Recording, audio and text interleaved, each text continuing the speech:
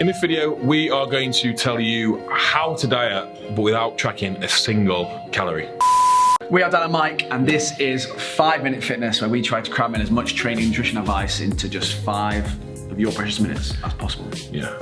So, how to lose weight without tracking. A lot of the times when it comes to losing weight, the easiest gold standard way of doing that, in our opinion, is to track your calories somewhat. That requires you to kind of weigh foods, keep an eye on the packages of the food you're eating, all that sort of stuff. But some people find that a bit of a ball ache.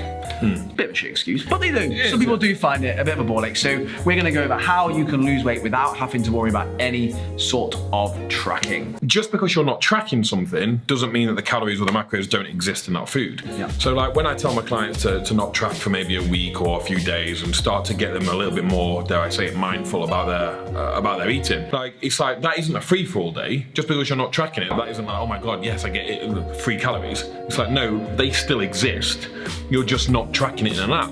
So there are certain things that you could probably do to structure your diet to ensure that you are there or thereabouts with your nutrition. So one of the things that you can do is stock in your fridge with mainly single ingredient foods that are made up of mainly one macronutrient. And the best two to go with will be protein and carbs. So for example, your protein sources will be the leaner sources. So things like turkey, lean pork, chicken, white fish, egg whites, low-fat dairy as your main protein sources. And the reason that they're going to be your main protein sources is you limit the calories that are in them from fat. So you can probably have a bit more of them and not have to worry about the calories. Likewise with carbohydrates, you're going to go with vegetables, you're going to go with fruits, you're going to go with rice, potatoes, things like that. And then I would then stay clear of things like butter, whole eggs, avocados, because you're just adding a lot of calories to your meals. And if you don't track it, you're not going to know the weight of that. And the weights of those can add up really quickly and add calories on. That's where some people fall short when they're eating clean, but they don't really lose any weight because, you know, for all intents and purposes, yes, their diet is healthy in terms of their food selections. They're having avocado, eggs, oils, nuts, that kind of thing, and go, oh, I'm not losing any weight. And those calories within those add up. And I used to do that myself. I used to eat clean,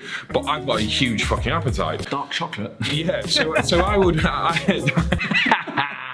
Yeah. Clean eaters do that. They don't understand where they're going wrong because they're eating healthy food. This is the problem, is that just because the food is healthy doesn't mean the calories don't count. So you still have to be aware of the fat intake, in my opinion, of your overall diet, because that's the one that racks up really, really quickly. It's not to say that you won't be able to enjoy some of the foods you love, like chocolate and a bit of cake. You just have to be very mindful of how many calories are going to be in that and how often you're doing that. What you don't want to do is have like a cheat day where you just have a day where you eat whatever you want of all that food, because you're going to go over your calories. You're then not going to be in a calorie deficit for the week, and you're going to be in trouble. So the other thing you need to do is probably keep an eye on how many times a day you're going to eat. Yeah. So with my clients who are unable to say track calories, for example, I have clients who are in the military, who work on oil rigs, who have their food sort of catered in like canteens and things. What I tend to say to them is go for the leanest portion of protein there.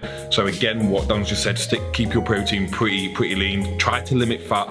And what I would do if you're going to want to lose weight without tracking calories, I would probably tend to limit your carbohydrates as well. So again, what you would be doing is having lean protein and filling your plate with green veg to keep you satisfied, obviously keeping hydration in, keeping water in, keeping you full.